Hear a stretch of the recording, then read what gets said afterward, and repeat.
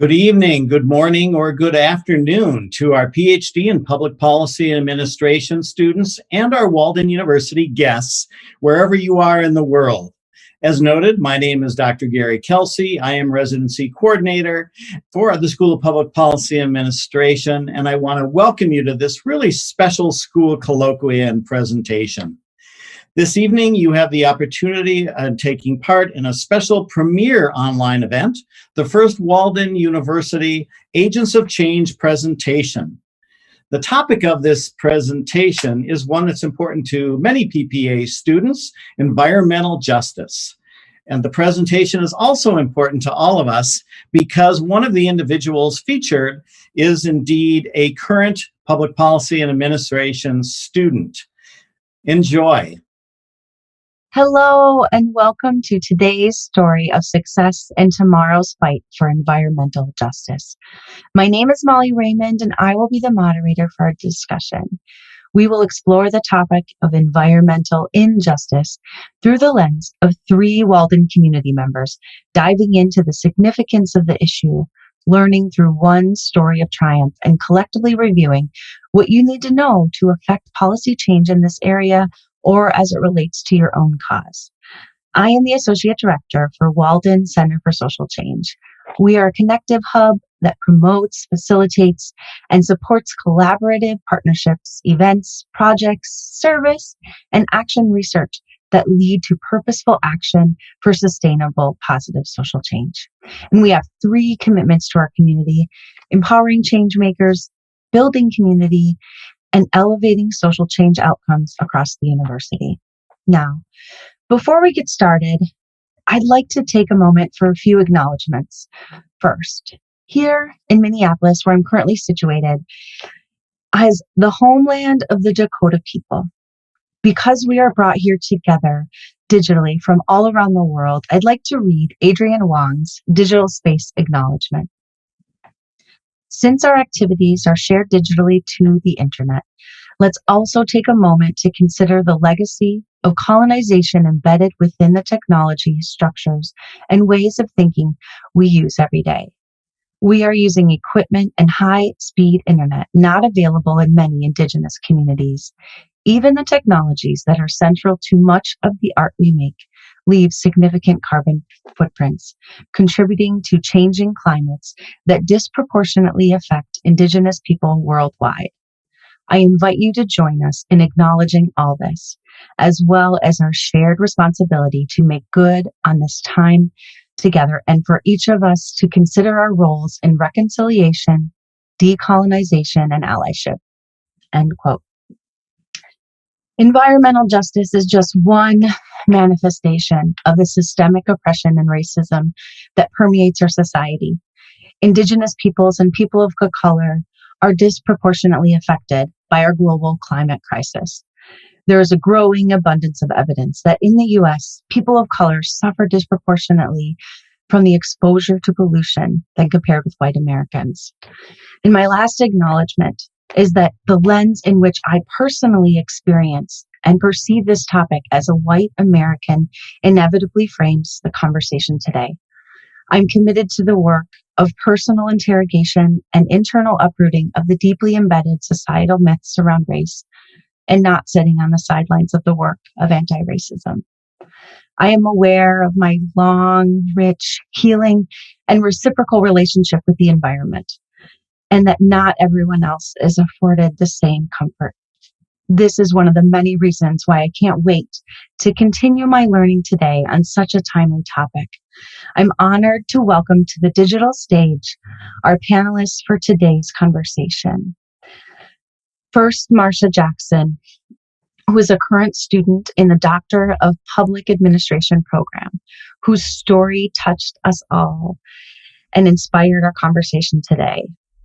Marsha, we're going to hear your full story in a little bit, but can you first tell us where you live, your current profession, and or your role in addressing environmental justice, and a brief statement on why this topic is so important to you? Hi, Molly. Yes, my name is Marsha Jackson. I live in Dallas, Texas. I am the co-chair of Southern Sector Rising, And that name arrived because of the fight which we're fighting here in Dallas, Texas. It arrived because I'm fighting over 150,000 tons of roofing shingles that were dumped near my home that polluted my community. And that is the reason why we have the issue here in environmental injustice in Dallas that we're fighting. Thank you, Marsha. And next, I'd like to welcome Joe Gutberlet, staff member at Walden, who has the knowledge of the inside workings as a legislative aide for more than 8 years. Joe, can you tell us where you live, your current profession, and our efforts in addressing environmental injustice, and a brief statement on why this topic is important to you? I live in Baltimore, Maryland, and I'm Walden's manager of government relations. And I've been committed really since I was a teenager to being engaged in the political process. And that means both with lawmakers at every level, local, state, and national. And I've just, I think, I've seen in my own community, living in Baltimore City and Baltimore County, right outside of the city, my whole life, the disparities, and it's right there in front of my eyes, and so that's why it's important to me. Thanks, Joe. And last but not least, Louis Bailey, who's known as Bailey, who is an alumni of the Masters in Health Education and Promotion program here at Walden. He is on the forefront of organizing and action for environmental justice around the country. Bailey, would you tell us where you currently live and your profession, your role in addressing this work, and a brief statement on why it's so important to you? Thank you, Molly.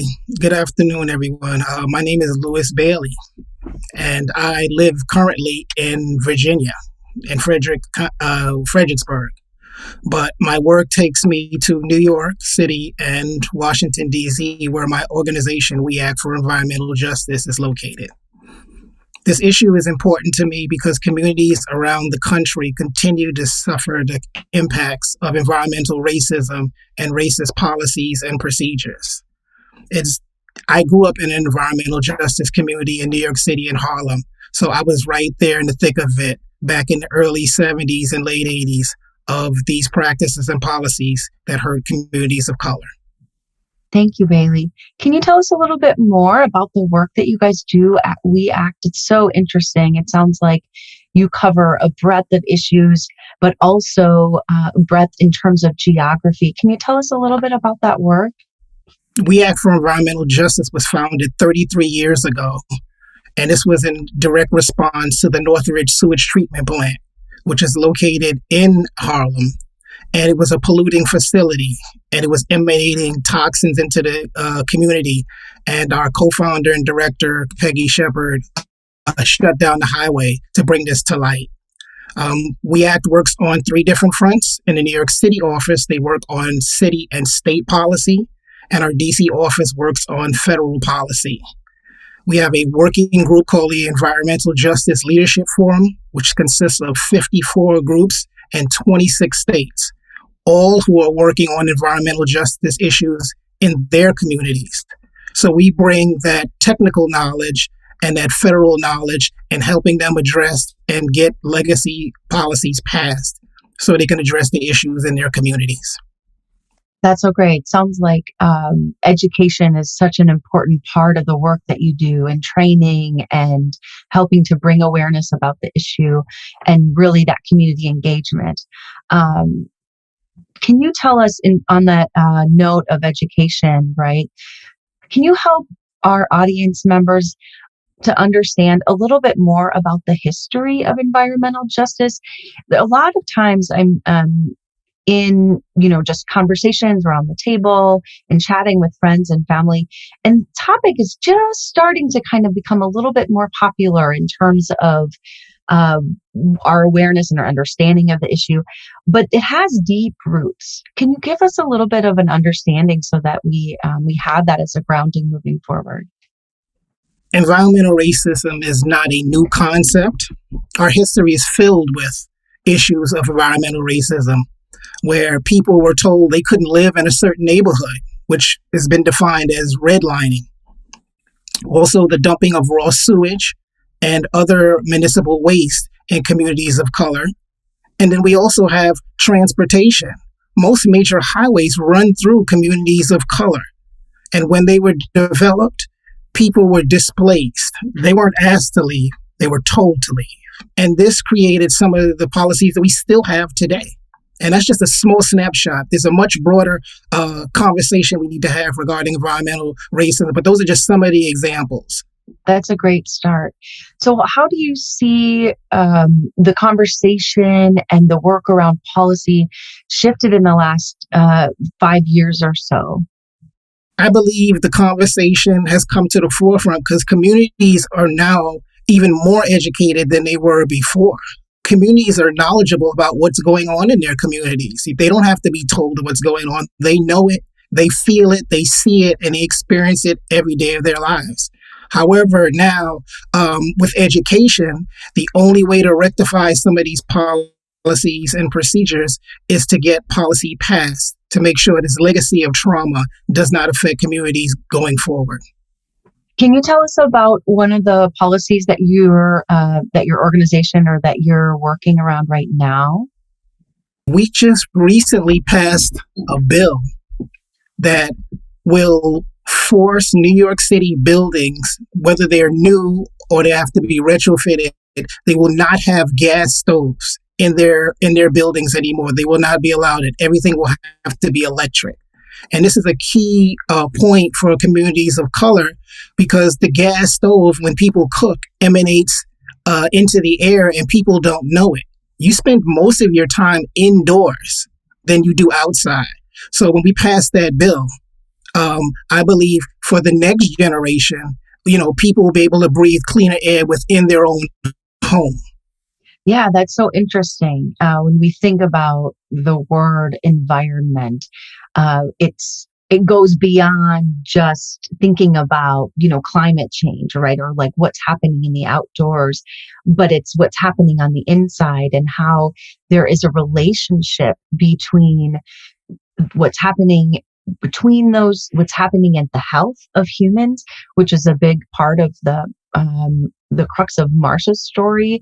Can you talk a little bit about some of that intersectionality between, the health disparities and the energy consumption and what's happening inside the homes, and just a little bit about how it's all kind of interconnected? When we talk about environment, I want to be clear. The environment is where we live, where we work, where we play, where we pray, and where we go to school. That's the environment.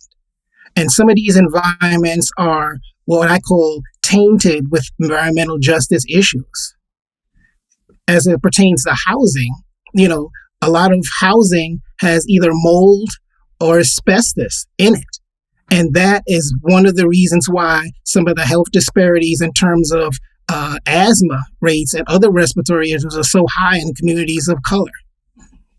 When we talk about the transportation, I grew up in New York City. There were 5 bus depots within our northern Manhattan area. And the diesel buses that came through our community elevated those asthma rates as well. Water quality is not up to the EPA standards. A lot of the water is tainted with lead. Lead, once it's in your system, you've got it. It doesn't get out of your system.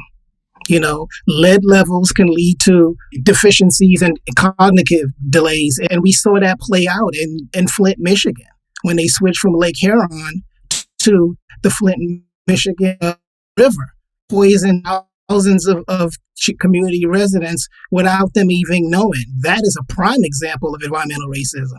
Mm-hmm. Yeah, I'd actually like to invite Marsha if you have any comments about this topic. I know, you are on the forefront, and we'll get a little bit more of your story specifically around Shingle Mountain. But I understand that you're doing a lot of education around this issue, and you've experienced it both firsthand, but also really gauging and understanding the breadth of the intersectionality of housing, all of these pieces that are interconnected with historical racism and the experiences of environment the way in which we experience all of our environments, right? I'm just wondering if you have any comments or thoughts based on what we're sharing or what Bailey said. The environmental justice, it affects your health. The fight that I have been fighting also, I never had this issue before, just like you can hear the rattling in my voice. That affected me because of those pollutants. Not only me, my neighbors also. We all had the same symptoms, the same thing. Here I am, 63 years old. I'm just finding out now it's affecting me so much. And now I begin to have asthma, which I never had that before. And that's the main thing because it affects the Black and brown communities. And more so than zoning has to be changed also. Racial zoning, that's what we're fighting here in Dallas also. Even though we fought for the cleanup of Shingle Mountain, the 150,000 tons, it took 3 years. Whereas that we have to go in constantly and fight with the city to get them to do the right thing. But also I'm finding out that because we cleaned up that Shingle Mountain, the other issue became that until our zoning is changed, we're going to keep having these issues coming in our neighborhood. And then the elected officials are not educated enough to know about the zoning. We, the public and the community, had to let them know that these companies were out of zoning. They were causing these issues. And the last one, they kept telling us, no, they wasn't. But yes, we had to go back and pull. So it also not only educating the community and the residents, we have to educate our elected officials also. And that's one thing that motivated me into studying for my doctor of public administration because I didn't know everything. And I want to make sure when I go on the forefront to fight, I know exactly what I'm talking about. And I don't want anybody else to be having the same harm to them, their family, as much as we did. But the whole 3 years, I can see my great-grandchildren because they're young. And if those pollutants, the fiberglass affected my health, I know it affected the health of the children. And I capacity here in my area in Dallas, Texas, District 8, that our lifespan is shortened because of these. And those are issues that we need to clean up. Just because of the zoning, just like Bailey said, transportation. I live in a rural community. You might hear the horses here in the background. But I live in a rural community also. We don't have public transportation here in my community. So that's another issue. I was just in a zoning meeting the other day that my community, we still have septic tanks. That need to be changed. That's decades old ago. So, those environment, including all these things that we're working on changing, and we're going to continue working on changing, even if we do have to educate our elected officials, but also go hand in hand, not only here in the city of Dallas, just like the area where Bailey, that we have to come together and work and help out each other nationally and to speak on these issues also. Bailey, I could see you nodding. Did you have any other thoughts or in reaction to what Marsha said? I'm just in full agreement, communities of color. And again, I'm pointing to my own experience. They built a state park on top of a sewage treatment plant.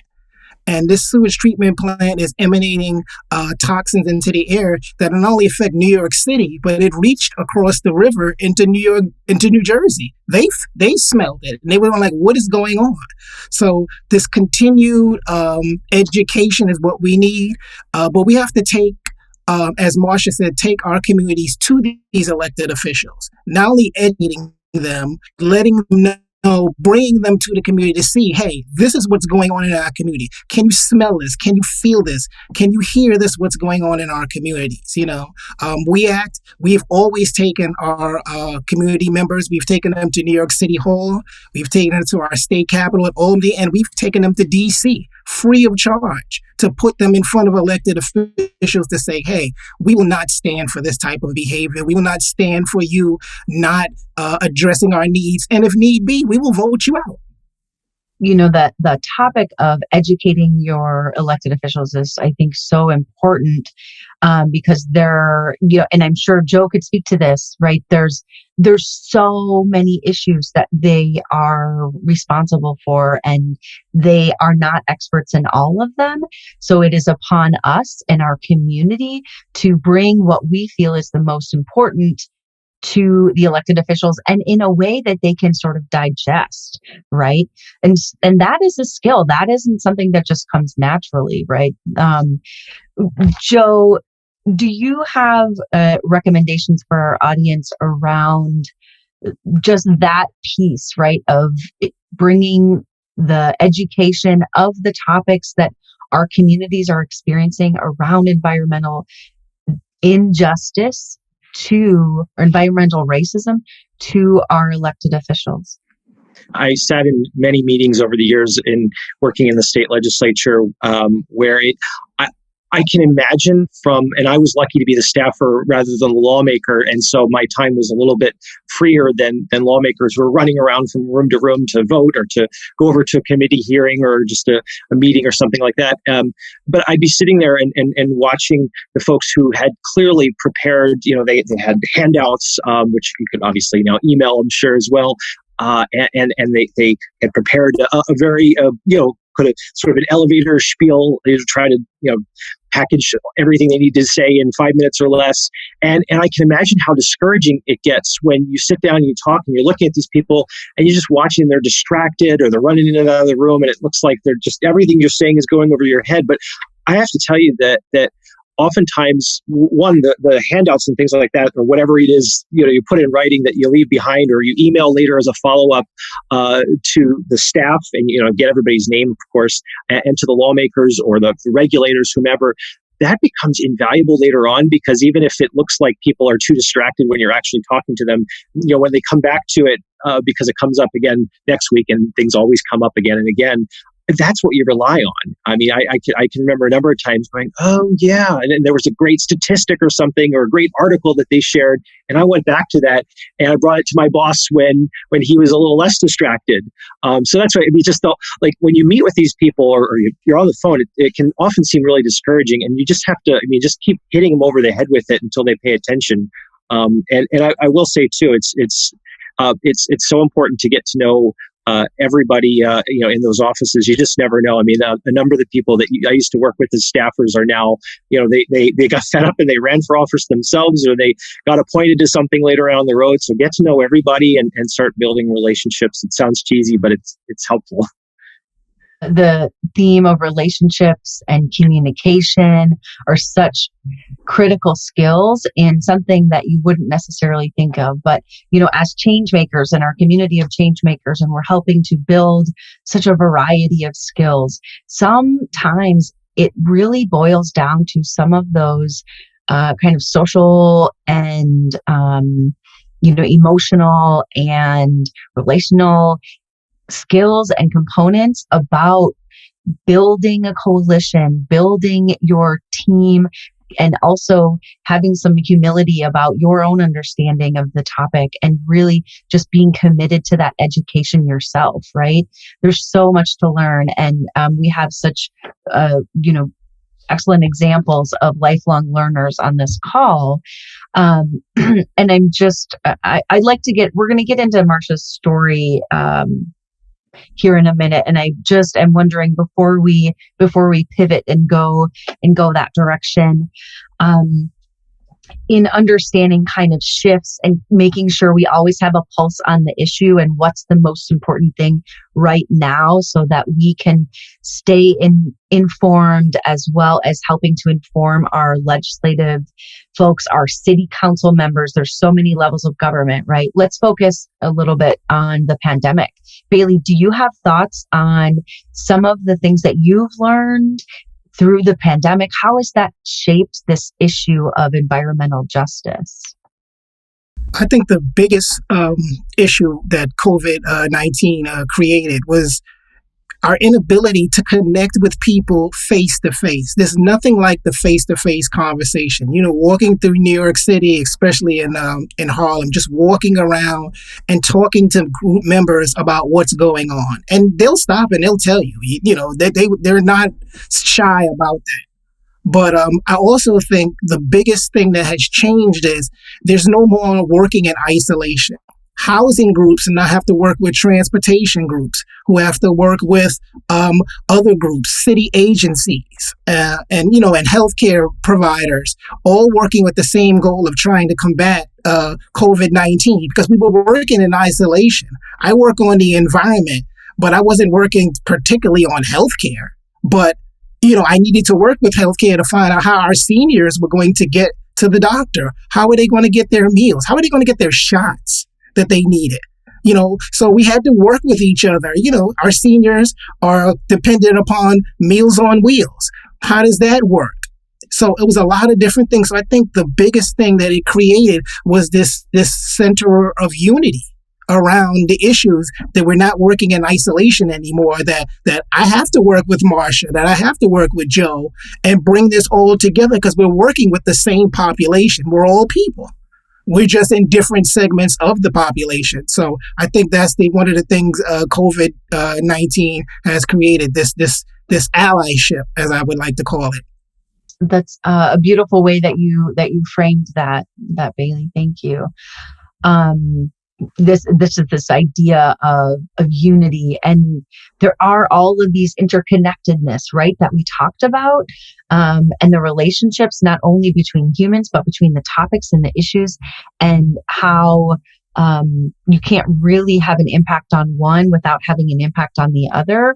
And if you're not being aware of that, you're potentially missing an opportunity to bring more folks in and to help kind of build that critical mass where you have a voice that is even more powerful and informed.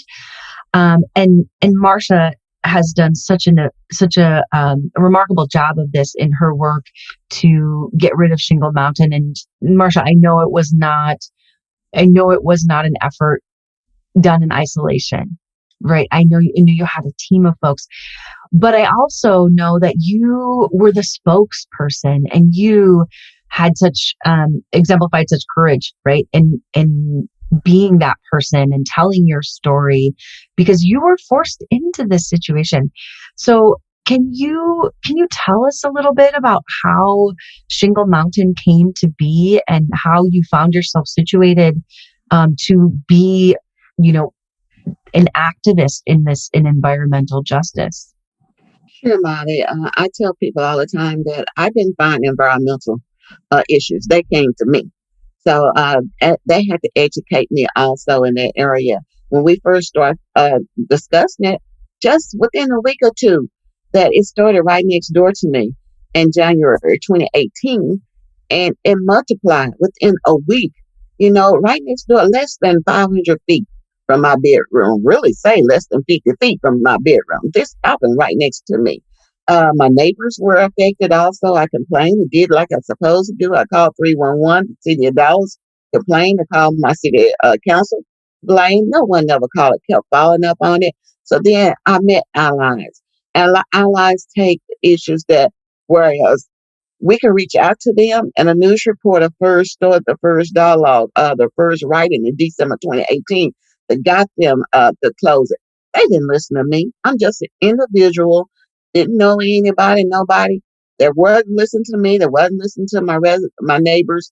But then my issue really became, here's a company bought 150,000 tons of sheetrock, shingles, roofing shingles next to my home, polluting my community, my neighbors, and we joined forces. I became the spokesperson because it felt like they were retaliation. Black and brown community, they had a garage they rebuilt. The city retaliated against them. They gave them fines, but the company didn't get a fine. Not one, not whatsoever. And to this day, they still haven't given them a fine. They were able to file bankruptcy and move away and leave this mess over here. So that was one issue. And I protected my neighborhood, my community. So I was selected as being a spokesperson because I didn't want any backlash. And the little older lady here that didn't really care because I'm fighting for my family, my community. I'm the mother. I have to protect my family. And if I can protect them, who will? And there come the voice, you get backlash from the city, but you have to do what you have to do. And I'm going to continue doing that. And that about the issues where we fought. We contact the city. We contact the council. But Molly, after 3 years, it never should have been 3 years before this was taken care of. people are not really realizing how it affected our health within the 3 years. And our health could have been maybe extended much longer years than what we are affecting now. Because of my vocal cords in this fight, my vocal cords could be damaged the rest of my life, and that's something this shouldn't have. And I'm going to fight and continue. No one else should go through this, what we went through. And that's my main focus of right now, to continue in this fight, what we're doing right now together. You have such like this protection. You sort of evoke this essence of like a maternal protector, right? And but you do so in such a, and and sort of exploring your story, right? It seems like I look through the many means and tools in which you employed to remove this enormous shingle mountain that is just right next to your bedroom. And when I look at your story and all of the tools that you employed, I think, man, she is an experienced protector of her community. She knows how to do this. But I'm just curious, as I look through it, you mentioned you filed a complaint, but just that complaint process, Marsha, is really quite amazing in that you filed a complaint, you followed up, you talked to your council member, just the complaint process, but that's just one piece of your story of how you built this team of allies. And again, I know you didn't do it in isolation, but can you talk a little bit about some of those other tools you used in coalition building and building awareness, with some of the organizations and individuals in your community? Sure. When we first started in March 2019, we organized Southern Sector Rising, which is the organization that I'm a co-chair. I found we started with 15 people there, and Southern Sector Rising is focused on the southern part of Dallas, Texas, districts 3, 4, 5, 6, 7, and 8. Those are the high pollutant areas here in the city of Dallas. So we're fighting not only in my district, we're going to fight and protect those. No more underlining in the Black and brown communities, no more redlining zoning. That we also fought and we campaigned against the council people and bringing that in. And we got more allies to join with us. They did mock trials at the council people house.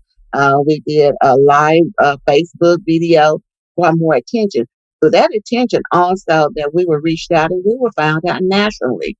And the national campaign came on, Wall Street, Washington Post wrote articles. And also that's when Soledad O'Brien saw, and they came in and did the documentary also in this area. So it doesn't stop here with just the allies. We have to gain multitude nationally and locally also, and we got the national attention.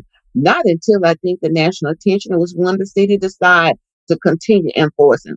They did. They wrote enforce. They did the stop the business, and we had to go in and try to change our zoning, the neighborhood zoning. That was still on hold right now. We're still going to court, and we wait on the council people to vote. They can push that.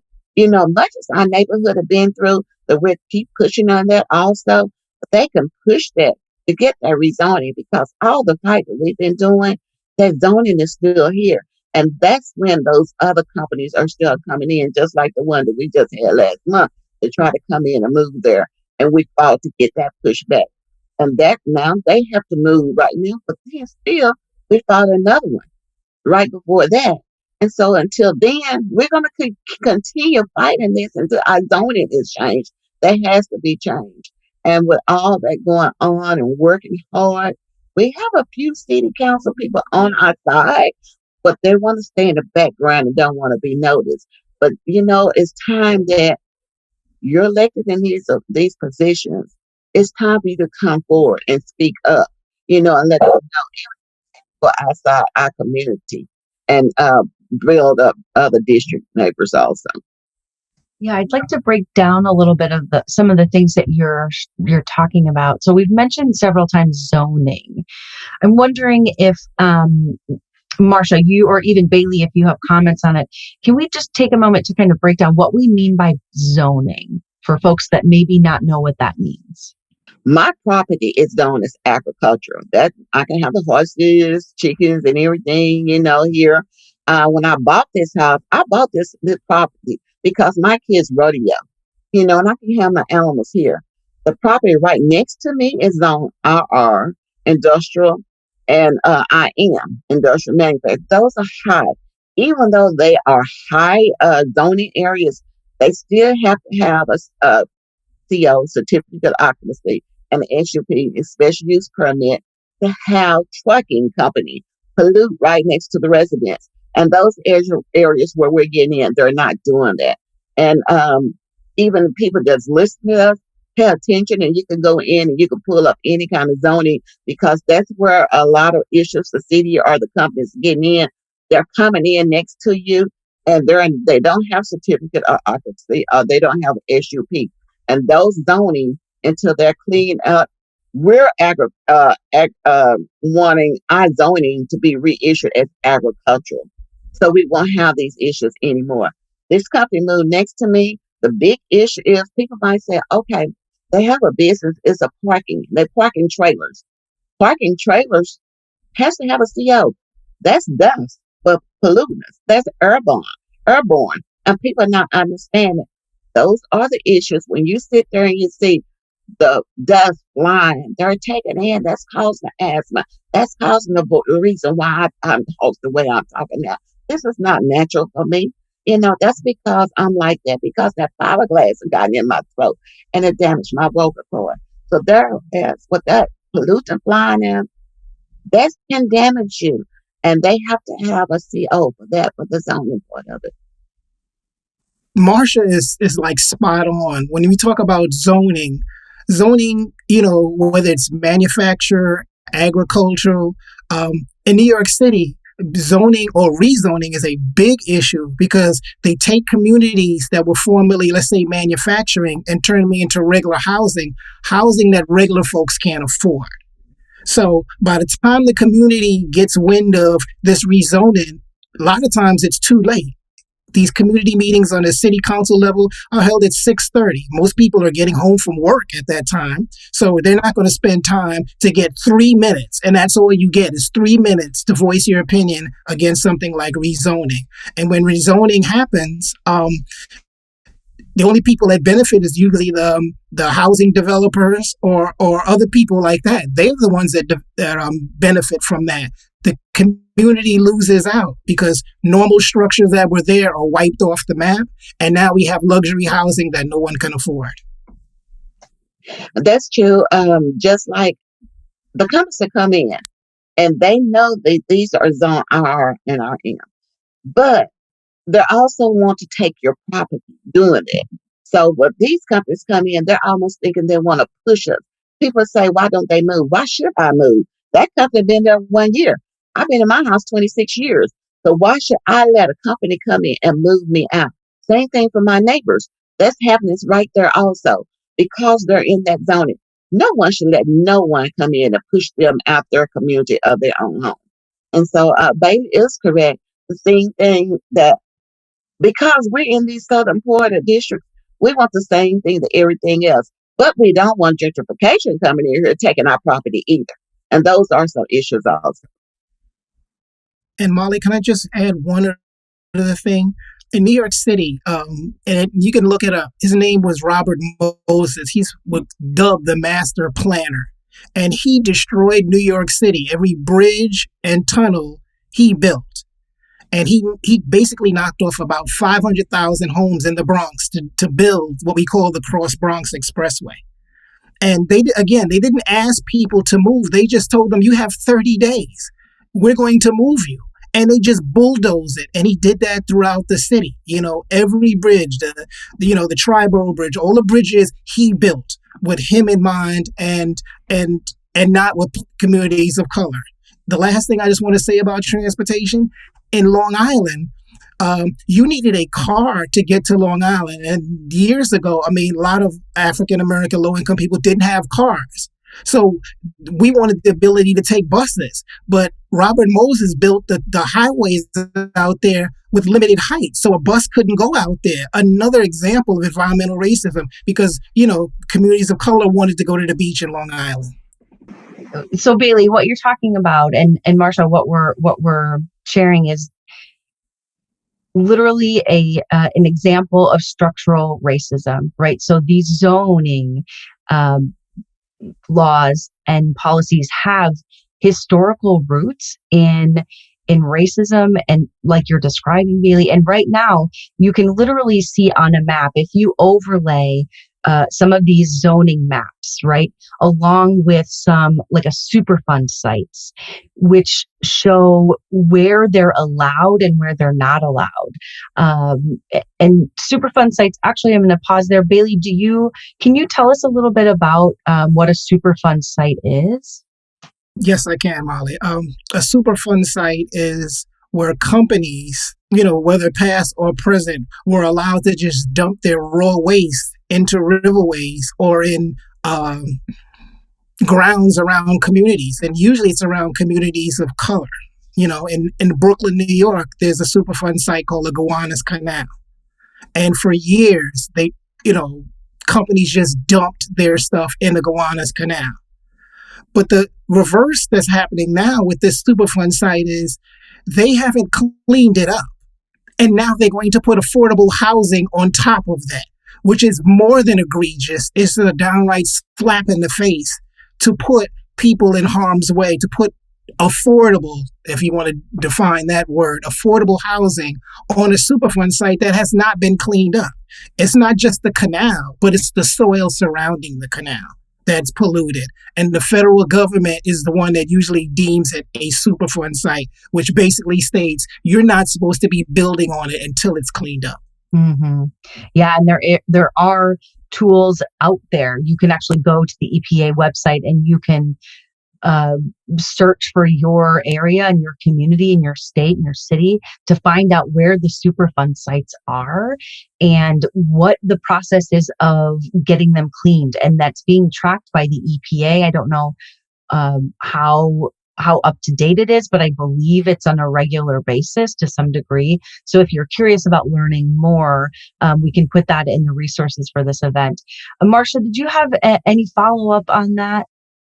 Molly, we have a Superfund site here in Dallas also, right down the street from the EPA. And EPA is not really doing anything about that either, because we're working on that. And this company been here since 2016, have a lot of pollutants in there that causing cancer.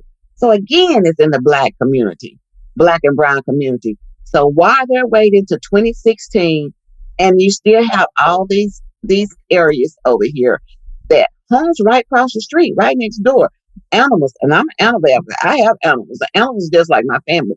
But you have these animals and the residents right there, but they're not pushing. And we're having an issue where we're trying to push the EPA. Get the Superfund cleaned up right now, because it's raining here in Dallas and all over.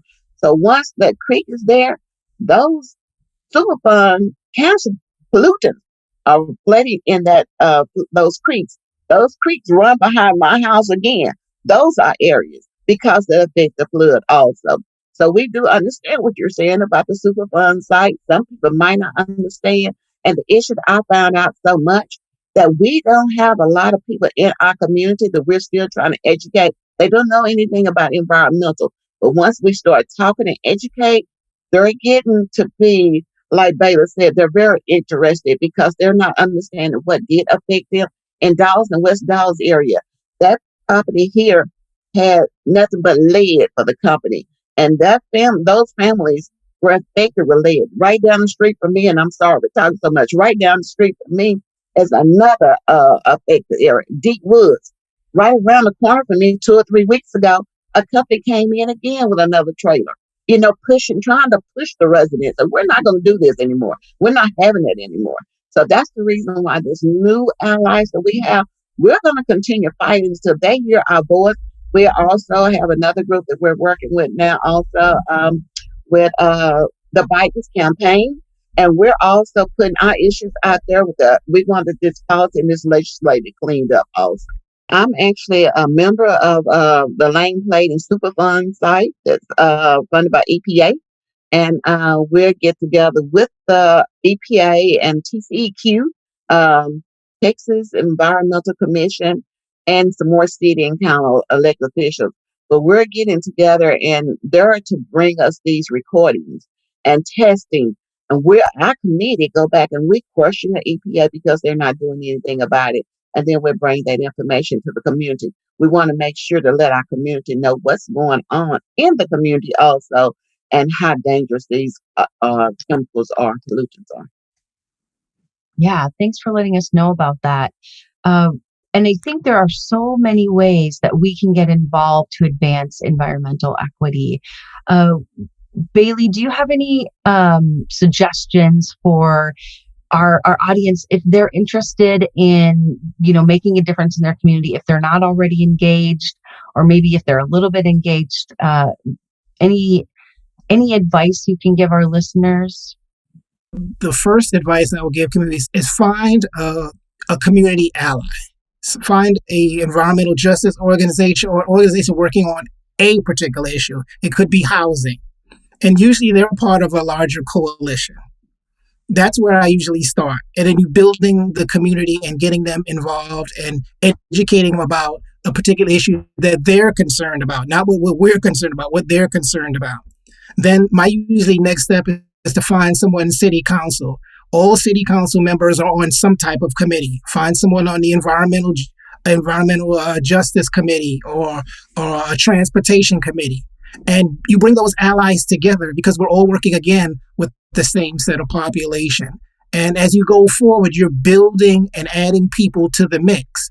And the more people you have, the more clout you have, taking it to these elected officials and say, hey, if you're not going to align with us, then we'll just vote you out. That's all. We'll find somebody that can advocate on behalf of what we want because they work for us. We don't work for them.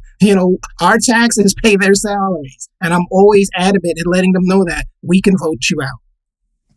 Thank you. I think there are so many people out there that feel really intimidated by the idea of getting involved, whether that's just contacting your elected officials or advancing some level or learning about policy. It can feel like this really sort of complex institution, right? And we aren't sure where to navigate it. So in thinking about, we may have some folks on the call who are on, various points of their journey and their understanding and their experience in this. Joe, I'd like to bring you in. Do you have some thoughts about, for people to find their interest or their level of engagement with their elected officials? Like, where do they start?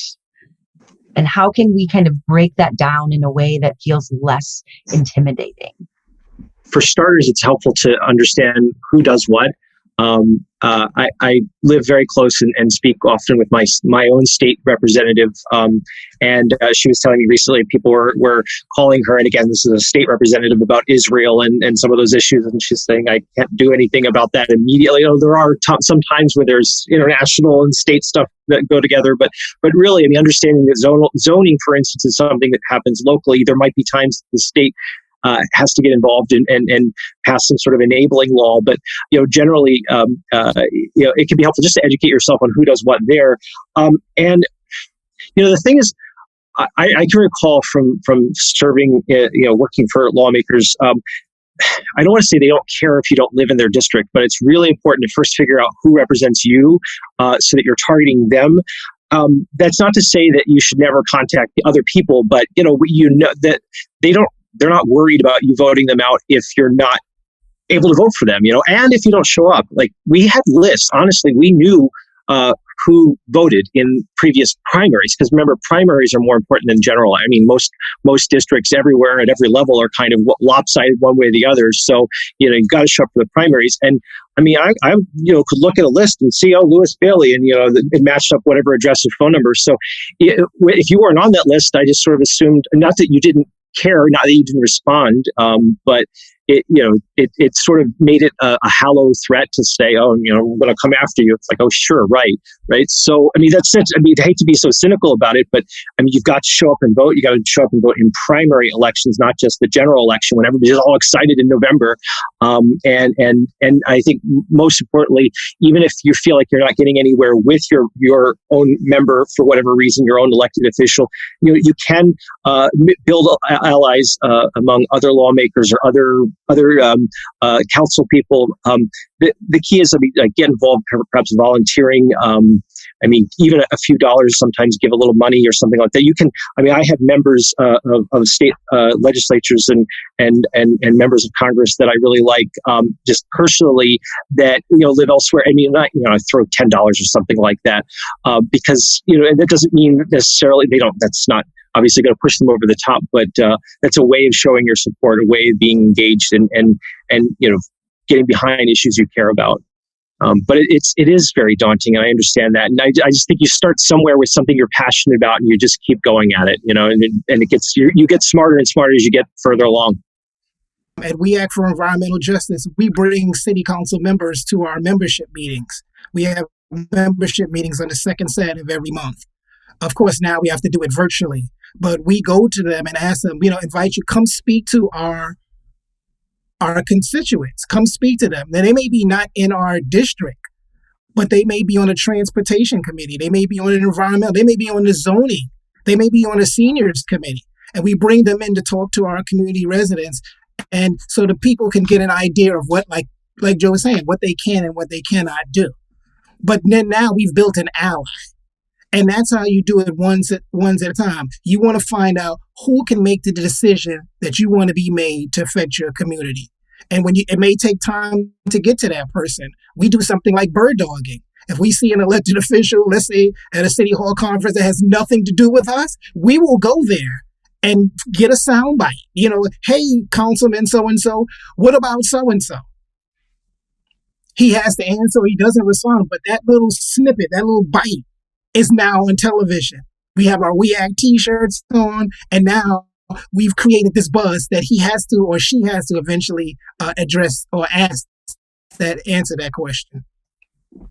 Thanks so much, Bailey. Marsha, I also know that you have been in your work to get Shingle Mountain removed, which took a long time.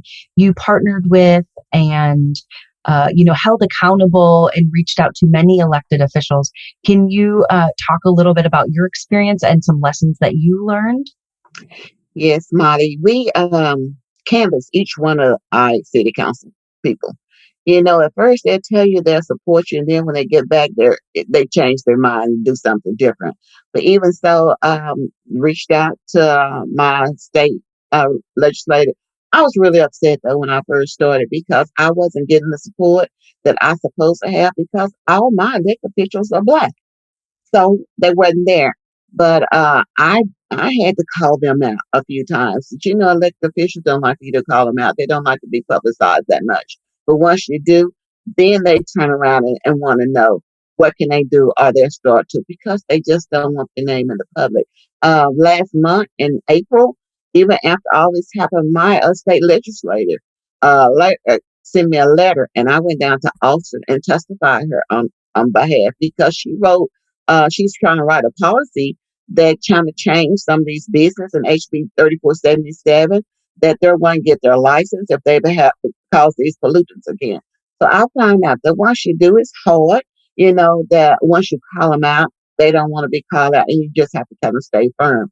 I had to tell my elected official, well, if it was your family, what would you do? You would do the same thing that I'm doing. So you have to understand where I'm coming from. So he kind of called me sometime personally, his own self. Also, people, like they were saying earlier, people get a little intimidated, but you got to understand you have allies behind you. It would help me a lot also in this fight that when we first started talking about it, people didn't even know me. That coming from the affluent part of Dallas, what we call the north part of it, they're more affluent than the low income and southern part. So they joined with us. People not even in Dallas and Denton suburbs, Denton, Fort Worth, they came and that helped also. And then, I talk about a lot. It brings tears to my eyes because to know that people don't even know me, they don't know my community, but they can't understand.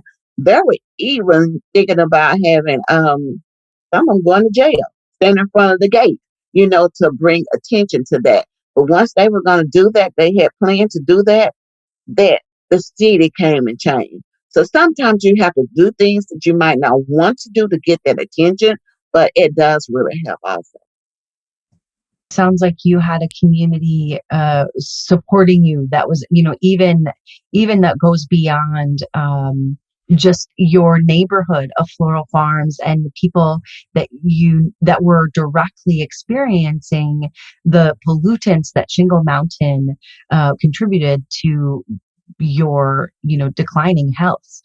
But folks that didn't know you, folks that were just compelled by your message, and beyond that, the injustice of what you were experiencing that was just within their city, within their state. And I think that really speaks to that kind of awareness building and all of the different tools that you utilized. So and just to kind of bring some of them to the forefront. And I'd just like to kind of wrap up with understanding of all these different means, and if any of you have comments on them. But so you used the press, right? Contacted the press. You used nonprofit organizations that were doing the activist work already. They were informed.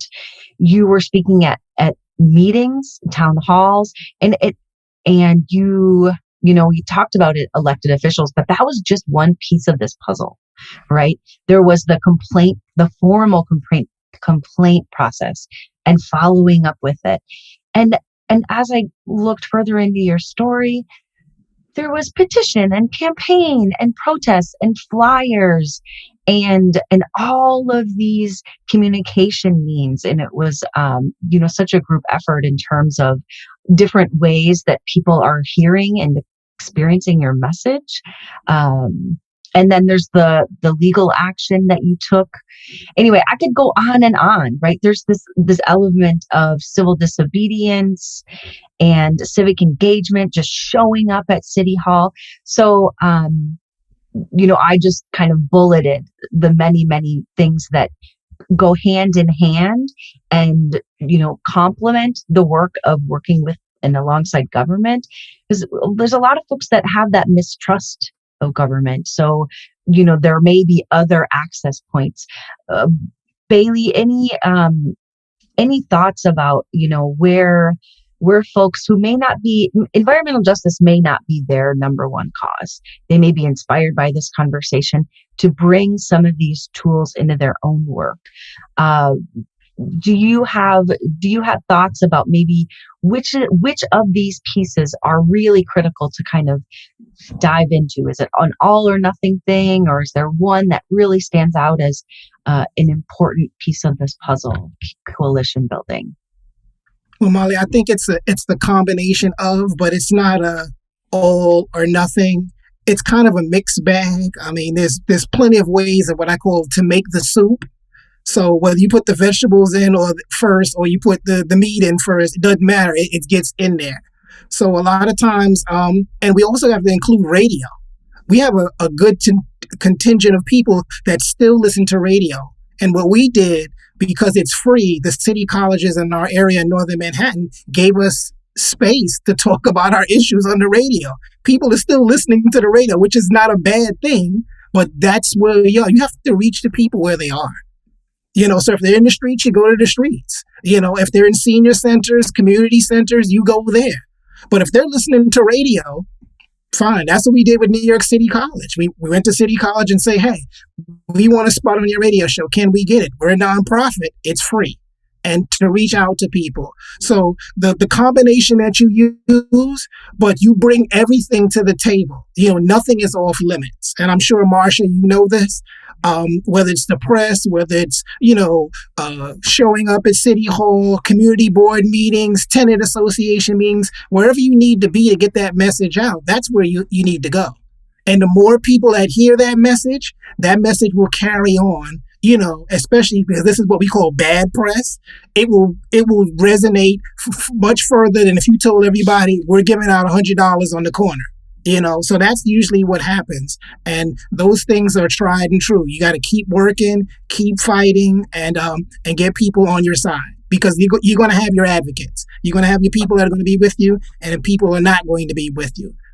Just make sure you continue to get that message, that it's in the news, it's in the media, it's on the radio, it's in op-eds. You can do it so many different ways, but that's, one of the ways, some of the ways you can get this done. I like that metaphor, the cause impact soup, right? And you can approach it, just like a circle in any sort of access point.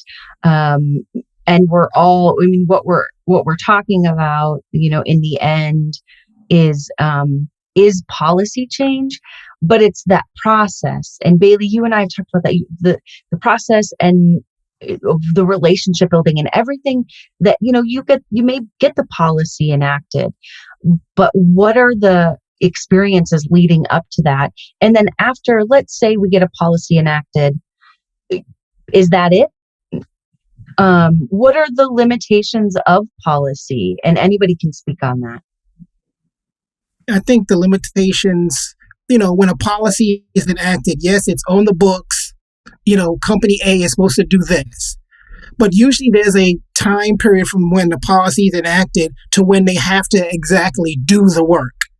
And if you don't hold them accountable or keep it in the news, keep it relevant, it'll slip by, and then companies was like, oh, well, we need an extension. We need this. So a lot of times it's not just the policy, it's in making sure that it's followed through to the letter. Whatever the policy says, it needs to be followed to the letter. And sometimes companies or whoever's in charge of doing that don't agree to it or don't follow through. I agree with Bailey. No, that's not the end. They put it on the books, they enforce it, but then you still have to continue watching. Even though you have a policy, you still have those that want to go against the policy and do what's not right. So you have to continue enforcing it also. And just like you were speaking, my church also is a large church. It's a mega church. So my pastor also came out and spoke also. So we have a social, environmental, social justice group in my church. So they're also going and speaking on the policies also in Austin, in the city. And they also have a national broadcast that they also advocated for me on there. And they're still doing that also. So, when you get those groups, allies together, that we also join together, even caravan buses, to go in and speak on the policies to get those enforced and continue and make sure they're doing what they're doing. Because just like, Biden had advocated so much money now for environmental justice, but then they want to take away some of the areas for transportation. So those are another areas that we have to continue watching and enforce it. And we're working on that right now. RBGND deal, they're just going to send out a press release because of the takeaways that we did against the transportation. So it never ends. You just have to kind of continue and making sure that they're enforced and no takeaways on those also. And I'd also like to add and continue what Marsha said. The money that is supposed to go to environmental justice communities is filtered down. What they call the big greens, the Sierra Clubs and the EDFs, they get the money, and it's their job to say, hey, Northern Manhattan, we'll give you $500,000 when they've already gotten, $5 million. So the process of the money should go directly to environmental justice communities without a go-through. Okay, we don't need an intermediate. We know what we need in our community. We know what we will do with the funds, but it's oftentimes from the time the money is allocated to get to the community, it's either parceled out to where it's not being effective or it doesn't reach us at all. Walden's all about creating, harnessing this diverse community of career professionals, and that's our mission, right? To make us into scholar practitioners. But it's about being the smartest people out there. As Molly pointed out, and we've all discussed, that there is sort of still an emerging understanding of. I mean, I'll be perfectly honest. Initially I remember saying to this group, like, is environmental justice like edgy enough? Because I mean, I know what we're getting at here, but it seems like, let's just cut to the chase. I mean, let's talk about what the real issue is. And I started doing some research, and my God, environmental justice has been an issue for over 50. I mean, honestly, it's been talked about for over 50 years. But I mean, things have changed. I went 5 months without driving a car during the pandemic. We were talking about the pandemic earlier. I mean, I do things so different now than I did before, the pandemic started. And I think we've had enough of a reckoning to really appreciate what Dr. King used to call the fierce urgency of now. That, I mean, now is as good a time as any. I mean, to act. And I live in a community. It's mostly white. And when Starbucks put in a Starbucks up the street, I mean, we had people putting up fences with little children's bands on it to suggest that people were coming in and out of the Starbucks were going to run over the children. And this is the kind of stuff that in my community, people want to put Starbucks out in the street and rake them over the coals. I mean, that's the kind of engagement you need to be so hyper vigilant that nothing gets by. And last thing, I'm sorry, rambling here, but I mean, people should just feel free to run for office too. I mean, there's no, just be the change, as they say. There's no, don't wait for Superman to come along, and just be Superman. Thank you so much, Joe and Bailey and Marsha. Bailey, I see you chime in. Were you going to have one more comment? No, I was just in agreement. It's just, it's all politics is local. Okay. And a lot of, we see our higher elected officials, whether they're presidents or governors, they started on the local level.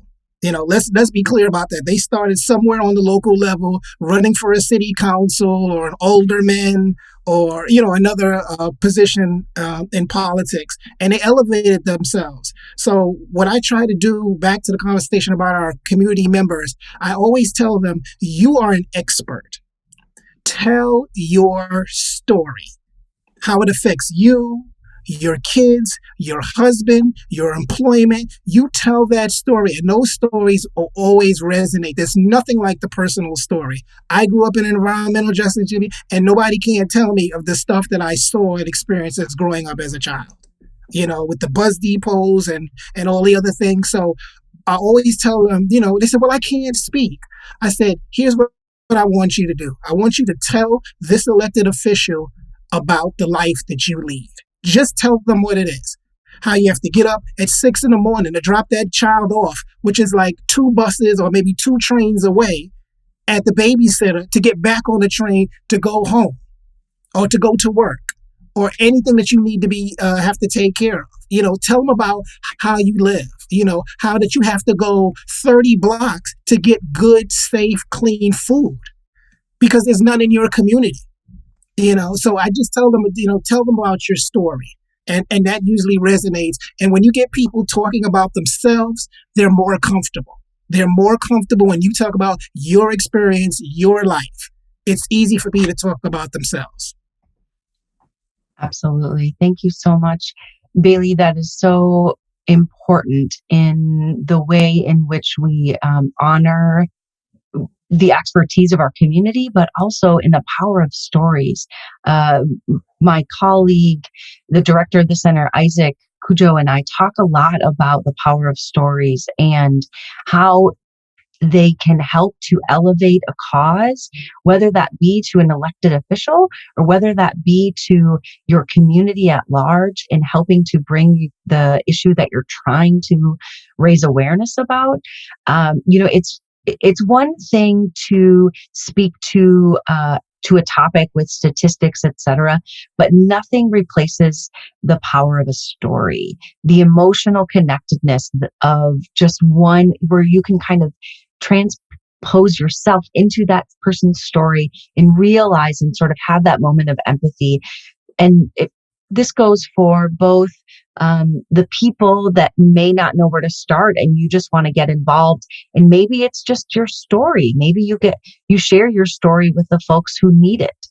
But maybe you're at the helm of the cause of an organization or an issue that you so passionately care about, and you're having trouble bringing folks along in your journey of understanding of the issue, you maybe need more stories, and to bring people in and using some of the tips that Bailey has given us around, really honoring that expertise and inviting people to share and how important, their day-to-day experiences are.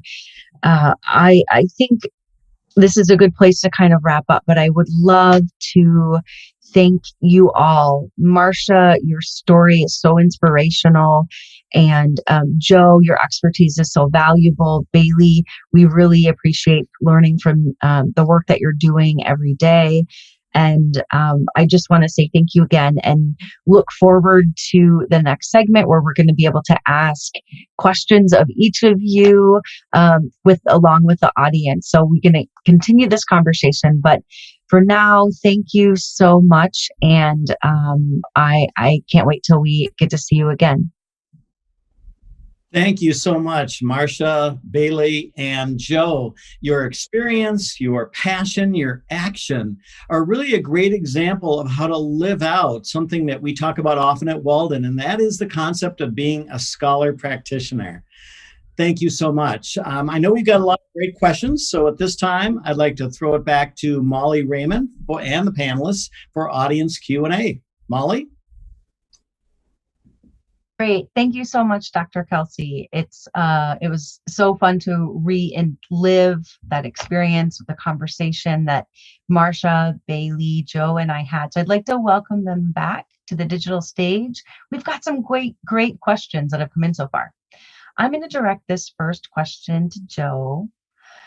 What are some tips on how to get legislative changes, particularly when you are a small group coming up against deep pocket lobbyists that may have an alternative agenda? Well, first you have to be really well informed, and that means often just using Google and things like that to know when things are happening, know when meetings occur. I mean, for instance, in my home county, Baltimore County, we just did zoning last year, countywide, and my husband's on the local community association, and people will send in questions about zoning as if they could do it this year, and unfortunately it's only a 4-year process every 4 years in my county. So, just know it, just being educated. But obviously here at Walden, I mean, I'm talking to an audience of people who I think we bear a responsibility because of the education we have and the work that we're doing to try to spread the word to others. And I would just say that too, there's a huge dearth of information out there. I mentioned that in the earlier session recorded that lawmakers and staff and the people who are making the rules often don't really have information on these things, especially the more obscure the topic, the more local it is. I mean, we're the ones with the information. And so I think people welcome that. And you can certainly, you don't necessarily have to pass a law to get things. There's a lot of leverage in just getting a friendly lawmaker, policymaker to even propose something. I think that oftentimes will spur action on the part of even the most powerful interests. That's really helpful advice. Thanks so much, Joe. There are so many questions, so I'm just going to keep rolling. The next question I'd like to address specifically, Bailey. I think you might have some good insight on this.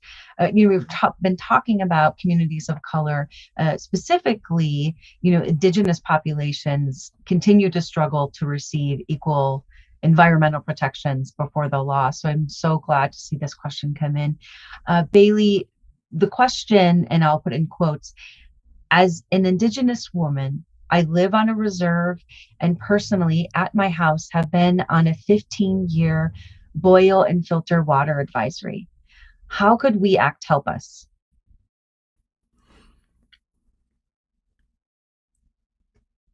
Oh, that's a great question.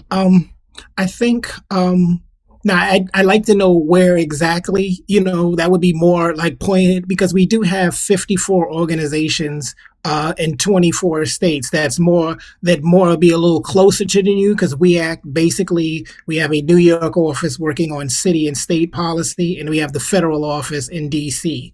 So probably we would need to get a community organization closer to you that we would work with you together to address some of the issues there. I'm not making the promise, but what I'm saying is we'd have to find somebody locally in the community to assist you, and we would be like the parent helping you walk through the necessary steps to get a means ended.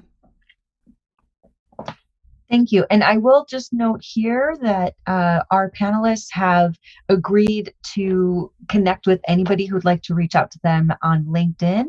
And We Act for Environmental Justice I can tell you, because I've seen it, Bailey has a little page and has his email address if you'd like to look up their contact information there as well. Bailey, while we've got you, I'm going to pull you in one more time. You had mentioned specifically, if you recall the earlier conversation, this is a question directed, I think, to you. So an interesting topic regarding the recent bill that will eliminate the use of gas stoves in New York City. When will you think the policy window will open for this bill to become a law? We're probably looking at somewhere, and I would say 2 to 3 years, maybe, could be shorter, but there is a process that has to take place. Usually in city council, there's 51 council members, so you need at least 30 or 34 of them to sign on to a bill like that and make that law. Especially with the new buildings that are coming up in New York City. People really don't understand when your stove is not on, and we're talking about a gas stove, it's still emitting toxins into the air. And if you're in your apartment, like a lot of us are, because of COVID, they're working from home, this could be really detrimental to the health of not only the adult in the household, but also young children as well. So, part of that, working through that, is making sure that city council and all the other allies that you may want to gather are in alignment and getting that message out. We talk about the powers that be. You need to get your message out about why this is important, throughout the city, and what its effect on just not only like I said, the family members, but young children as well. That's great. Thank you. This next question, I think it's sort of getting at what you're talking about. And that is, you have the local policy officials, like specifically city council and, the local elected officials. But then I'll just read the question and you'll understand. So anybody can answer this if you feel called to. How effective is addressing our concerns for our houseless community, or some would say community who experiences homelessness, to our neighborhood councils? I've often addressed my concerns of the inequity in our local communities, but have found no avail or real change to our local electees. Is there anyone beyond our neighborhood councils that would be more effective? And I think anybody can address this. Marsha, I know you've had a lot of experience with, multiple layers of government. So, but I don't want to call on you if this isn't a great question. Anybody can answer. Molly, I tried to answer it also. In the city of Dallas, we have a lot of issues with homelessness. Also, around our EPA center, where we were speaking of Lane Plady, homelessness does not understand the signs of environmental pollution. So we do have a group of allies also. Just like we focusing on environmental injustice, we're also focusing on homelessness. Reaching out to those in the community. We find some are just well educated. Some are also veterans that we are allocating, and we're advocating for a building for them in the area. The city of Dallas has an old prison, old jail, that we have allies been advocating for them to go in and use that extra funding they have to give them somewhere to stay. Also just heard today that they wish that our local transportation will offer them also transportation and take them to centers for help. I ride closely going to work, and I see so many homelessness. So those are features also that has to do with social change to help our people that are low income and some that indigent that need some help also. So we do have allies, and just because we're fighting environmental justice, we join in with those allies together and work together on those. And I would agree with Marsha on that, you know, housing is an environmental justice issue, you know, and it has been for communities of color, whether it was redlining or people weren't allowed to live in certain areas, you know. I've worked in shelters, and it's homelessness is not just about homelessness. There are other factors that play into that. And, you know, in our government, in our history, we've had a war on drugs. We've had a war on crime, but we've never had a war on homelessness. And I think across the country, we need to really sit down and address that. You know, we've had a war on drugs, but what about the war on homelessness that it's pervasive no matter what community you live across this country? And we have to stand up and say, hey, you know what? Let's allocate some, not just money, not just services, but wraparound services that make sure that people, when they enter back into home to get a home or an apartment, that they don't fall back into homelessness. You know, it's big in New York City. They ride our subways in the winter. I mean, they're all over the place. And you say to yourself, you know, we just can't keep building communities for the rich and not address the homeless population that's out there. I am beaming over here with pride from the Center for Social Change. I'm just so pleased to hear of your systemic lens in which you are thinking about social change, Bailey, and all of our panelists, right? So they're all interconnected.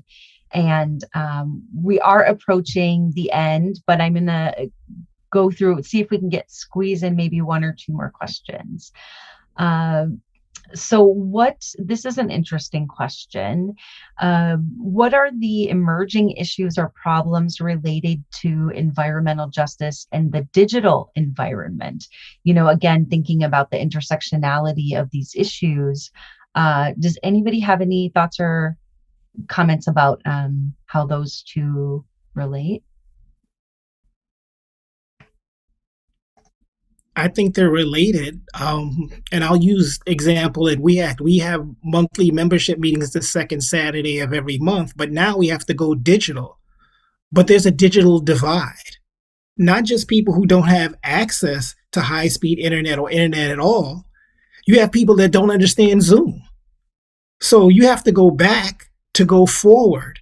And how do you know, if Miss Johnson, who's 78, doesn't have the internet and doesn't understand Zoom, how do we connect with her and the community to bring these issues to light? And she has issues. And on top of that, with COVID, we can't go knock on her door.